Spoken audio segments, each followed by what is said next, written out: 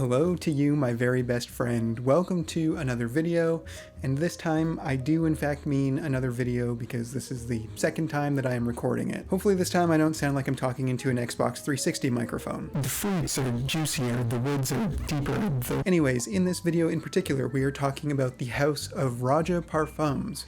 We are going to be discussing this men's discovery set of 7 fragrances, as well these 2 carded samples that were included in the order. As I like to do on this channel, we will be ranking these 9 fragrances in the order of the ones I like the least to the ones I like the most. Before we get into those rankings, I would like to say a few words about the house first, as I normally do in these videos. Firstly, I would like to say thank you to the Roja team. There was some weird issue with ordering where, for whatever reason, it wouldn't allow me to put in my address. I could order to different cities just fine, but for whatever reason it didn't want to allow me to order to mine, so I reached out to the Roja team and asked them about it, and they went and created an order for me by hand, which was very nice of them. I wasn't like, oh, I'm some no-name YouTuber, TikToker, give me special treatment. No, they just did their job. They did it very professionally. They were very courteous. They were very quick. Time difference between here and there notwithstanding. So Roja team, if you are watching this, thank you so much. I really do appreciate it. Why don't you go ahead and maybe click on one of the videos over there, see what's going on in those recommended videos. Who knows, maybe Mr. Beast is up to something crazy. Okay, I think they're gone.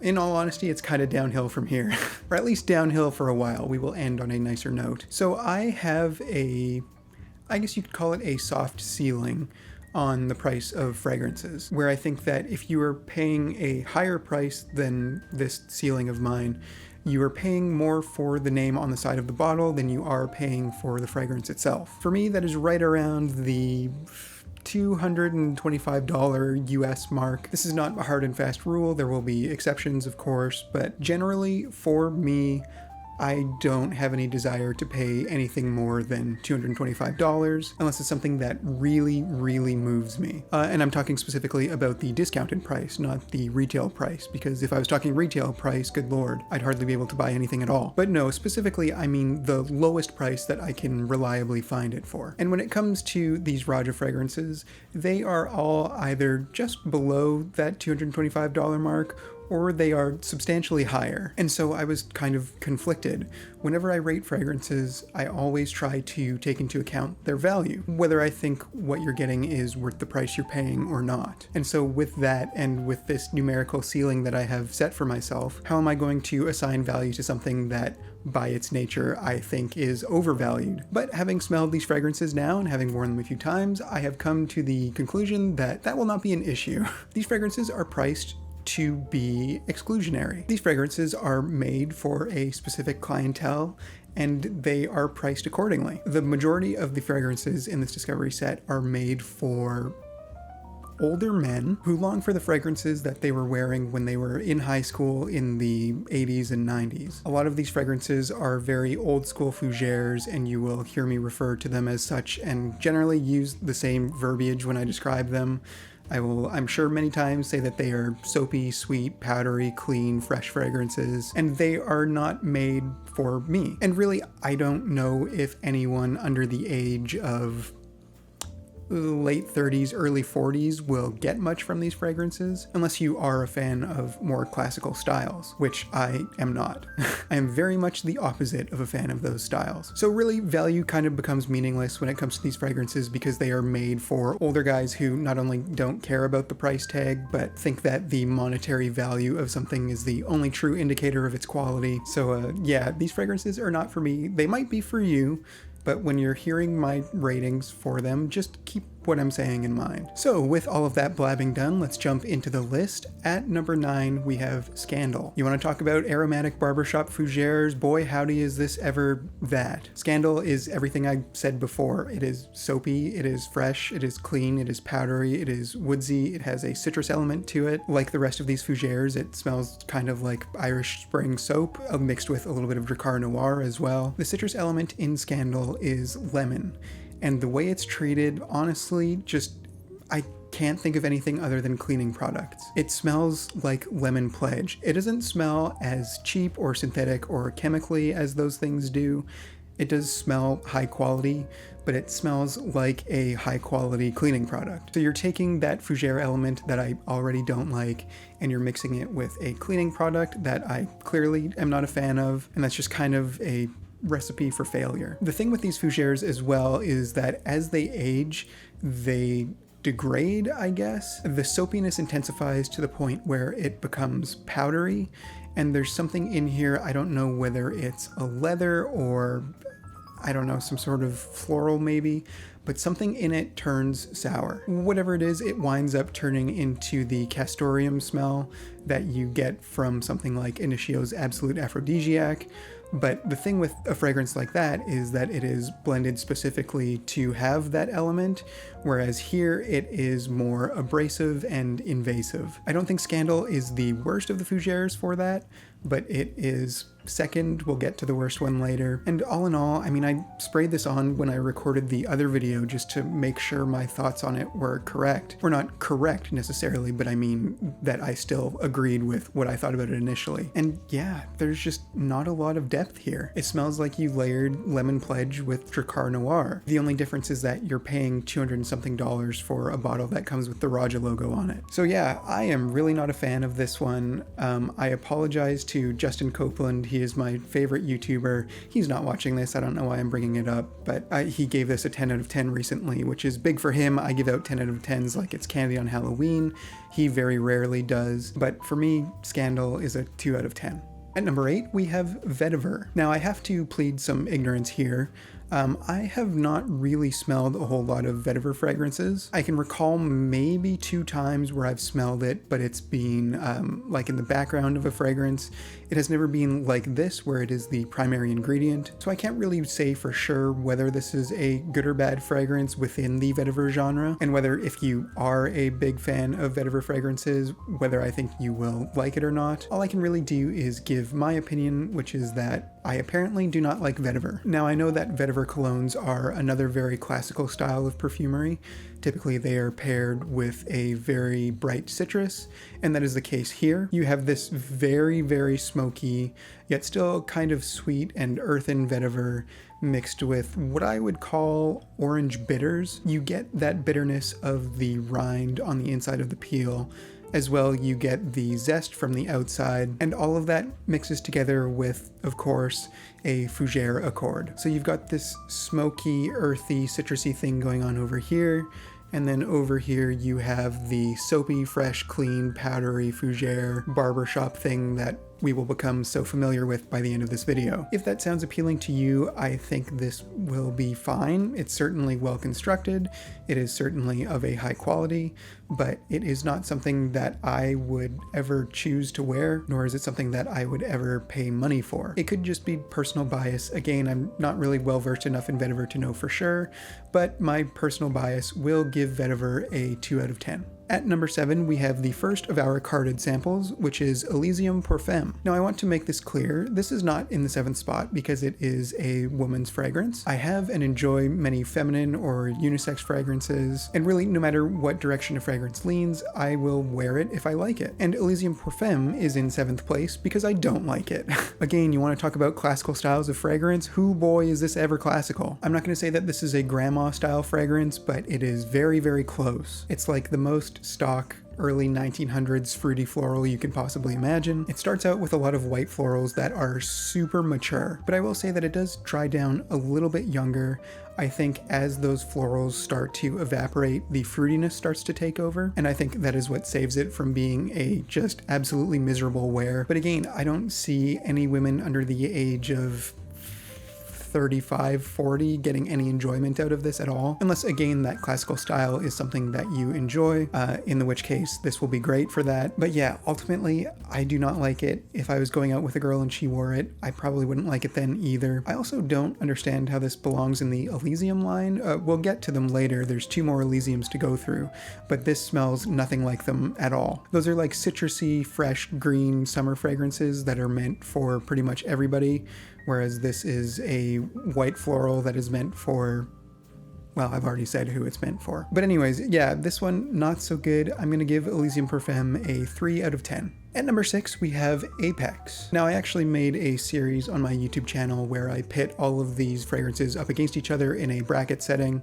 to see which one eventually came out on top. And when I do a series like that, I go into it trying to know as little about these fragrances as I possibly can. Unless I have already seen them from somewhere else, I don't go and purposefully look at notes or look at reviews of it. I try and have as unbiased an opinion as I possibly can. And so when I put Apex on for the first time, the very first thing that I thought when I smelled it was, oh, this is just like Sauvage Elixir, which is a fragrance that I sprayed on a card and left in my room for a couple of days about 2 years ago. And somehow, despite having almost no experience with it, it somehow managed to retain a tiny little piece of my brain, just enough to make that connection upon smelling Apex. Now, Apex is, wouldn't you know it, another fougere, but it has more elements to it that give it a little bit more interest. I say that it smells like Sauvage Elixir, and it does, but it's almost like it takes a different route to arrive at the same destination. Sauvage Elixir is known for a very abrasive licorice note and a lot of pepper, I believe Sichuan pepper. Apex doesn't smell like it uses those things, but it seems like it uses other ingredients to get kind of close. There's some sort of woodsy, spicy, herbal quality to it that brings it within the same ballpark as Sauvage Elixir. But as I was talking about before, these fougères all dry down sour, and Apex is the worst offender for this. The dry down of Apex is just rough. As time goes on, it just gets harder and harder to wear, and only really gets better once you wash it off. Honestly, I don't really have any feelings on Sauvage Elixir in the first place, so smelling a fragrance that very clearly takes inspiration from it doesn't really move me. I think it smells fine. Again, it's very mature and something I would never wear, but that dry down is just brutal. So it is for those reasons that I am going to give Apex a 4 out of 10. At number 5, we have the last of our 2 carded samples, Sola Sol. Now, on the front of the card, it lists the key notes as apricot, ylang ylang, and sandalwood. And as you can see from the packaging and from those notes, yes, this is very much a beach fragrance. Those listed notes, again, apricot, ylang ylang, and sandalwood, yeah, that's pretty much what this smells like. There's really not a lot of depth to it. And what's weird about it is that I find it smells not cheap. It doesn't smell like cheap sunscreen, but it smells like a luxury fragrance that is trying to emulate the cheapness of a cheap sunscreen. It really doesn't make sense. It's like Roja smelled some sunscreen and went, what if I did that, but I did it my way? There's really no depth to a Sola Sol. It's very linear through pretty much the whole wearing, almost headache-inducingly so. From hours 1 through 8, it is pretty much the exact same thing, which is interesting, I guess. Certainly can't complain about the performance. It smells nice, but I don't think that it smells like whatever exorbitant price I'm sure they are charging for it. It's pleasant, but ultimately forgettable. I am going to give Sola Sol a 5 out of 10. Next, in 4th place, we have Danger. Danger is, thank God, the last of the fougères, and it is the only fougère that I actually kind of liked. Much like with Apex, immediately upon smelling Danger, my brain drew a connection between it and some other fragrance. It took me a very long time to figure out what it was, but it wound up being Xerjoff's Alexandria 2. Unlike Apex, which smells very, very similar to Sauvage Elixir, I think Danger just smells like it was taking inspiration from Alexandria 2. Danger changes up the fougère formula just a little bit. It adds a lot more lavender, which again makes it a bit more similar to Alex 2. That soapy, fresh quality is toned down a fair bit. And there is also the addition of spices. Alex 2 achieves a sort of weird funk to it through the use of oud. Here, I think it's some combination of woods and cumin. It gives it almost a little bit of a body odor kind of smell, but like in a way that smells not gross. It's not like an animalic BO in the way that cumin can sometimes lean. It's, yeah, I don't know, that sort of sweaty spiciness that, as I'm describing it, sounds extremely unpleasant, but when you smell it, it smells great. Actually, no, it smells good. Great is an exaggeration. The dry down of Danger is very nice as well. It manages to retain that spiciness or whatever qualities they may be throughout the majority of its life, and that sourness that comes out in the fougères is present in Danger's dry down, but it is not only less pronounced, it also works better within the fragrance as a whole. It is spicy and it is clean and it is interesting to smell, which I think makes it stand out from the rest of the fougères in this line. I don't like it as much as I like Alex 2. I would never reach for it over Alex 2, but it does smell pretty good, and it is the first fragrance on this list that I got an actual joy out of wearing. I will give Danger a 6 out of 10. In third place, we have the one that everyone's been waiting for, the original Elysium. Now, Elysium is very much a blue fragrance in the same vein as a lot of the popular ones you'll see today. Bleu de Chanel, the YSL Y line, Prada's Luna Rossa, Carbon, even most of the Sauvage line. Elysium takes that DNA and really elevates it through the use of a lot of greenery. It doesn't smell herbal, but it has that quality of walking through a herb garden. It has a pungent, airy freshness to it. And that is also what makes it, surprisingly to me, very mature. I see Elysium recommended all the time on TikTok and Instagram and even YouTube as an option for younger guys. While this certainly isn't as mature as the fougères are, I don't think it's pretty mature. Like, I don't see this working on the teenagers who are buying this off of TikTok shop at all. This is a bit more elegant, a bit more classy, a bit more dressed up than all of the designer options I mentioned earlier, but really the biggest knock against it is that its performance is just awful. I know that there's some pushback right now on the idea that performance is a necessity in a fragrance. I personally don't agree with that. I think if you're paying a boatload of money for something, performance should at least be decent, but I am not exaggerating or being hyperbolic when I say that Elysium lasts on my skin for maybe an hour. It's currently -7 and raining out right now, but we have had some days this spring so far that have been into the upper 20s, low 30s, and I have tested it in both conditions, and in neither of them did it perform well at all. So as good as I think Elysium smells, I do have to dock it points for just miserable performance. I am going to give Elysium a 7 out of 10. Now, in second place, which, spoiler alert, is kind of a tie for first place, we have Enigma, also known as Creation E, depending on where you are. Enigma has an absolutely incredible opening. Enigma is known for its Coca-Cola smell. I don't think it smells exactly like Coca-Cola. To me, it smells more like a very expensive, fancy glass bottle, $10 artisanal cola that is made from cane sugar. It is more reserved and less outgoing than I think a Coca-Cola fragrance might initially strike you as being. It has that beautiful, airy effervescence that I love so much that makes it almost smell carbonated. It's just so much fun, and there's a lot of oomph as well. It's a very powerful fragrance. I wouldn't say that it's strong necessarily, but it's very dense. It hits you in a very thick cloud. It's really enjoyable to wear. It's very commanding in its presence, and then it dries down. Unlike the fougères, it doesn't necessarily turn sour, but something about the combination of cognac and tobacco winds up making it smell kind of like a sweet leather. That is not a bad thing. It does not smell bad, but the opening is just so brilliant, and the dry down is just kind of bland, and it really just kills the vibe of the whole thing. It is definitely the most unique of the Roja fragrances that I have smelled so far, and I hope that he has more that are as similarly creative as Enigma is. I like it a lot, but that dry down is just a little bit too disappointing for me to give it anything more than an 8 out of 10. And I am speaking in a very sad and upset tone of voice, but an 8 out of 10 is a very good rating. I don't know why I'm not being more pleasant about it. 8 out of 10, very good.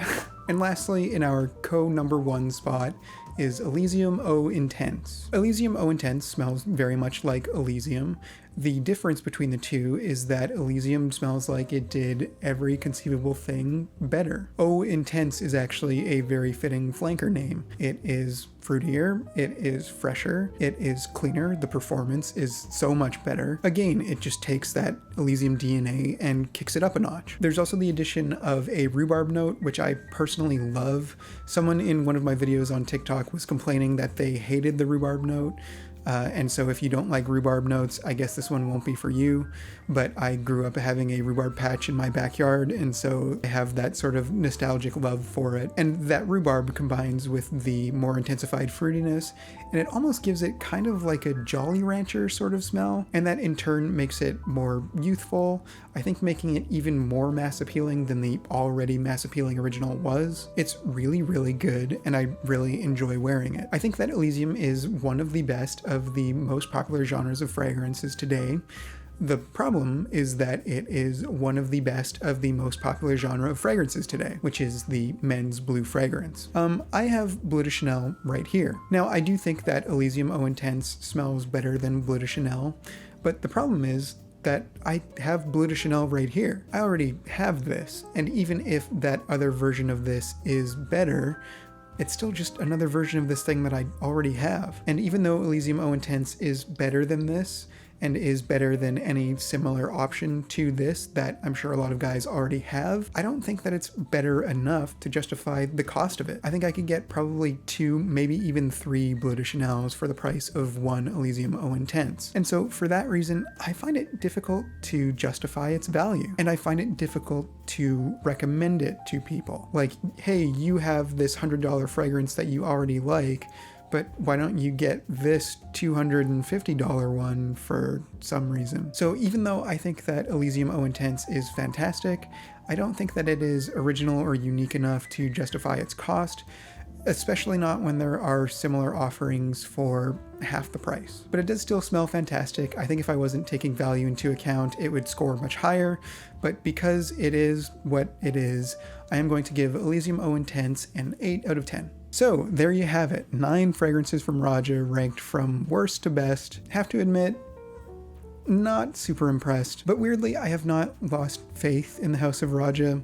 More than anything, I think I was given many fragrances that were not meant to be enjoyed by me anyways, and I know that Roja has a whole bunch of other fragrances, and I am super interested in trying those. Although, now that I think about it, a lot of those are the ones that are clearing the like $500 to $1,000 mark, so... And regardless, I do have a lot of respect for the man himself. I don't think that there are many fragrance houses that are at that same luxury level that are the brainchild of one person. I mean, really, there's not a whole lot of houses in general that are run by one perfumer, let alone one that has risen to the heights that Roja Parfums has. So even despite not many of these fragrances being hits with me, I am still very interested in smelling more. So thank you so much for watching. I really, truly do appreciate it. And hey, I'm close to 100 subscribers, so thank you to everyone who has subscribed so far. But yeah, again, thank you for tuning in. I will see you later. Goodbye.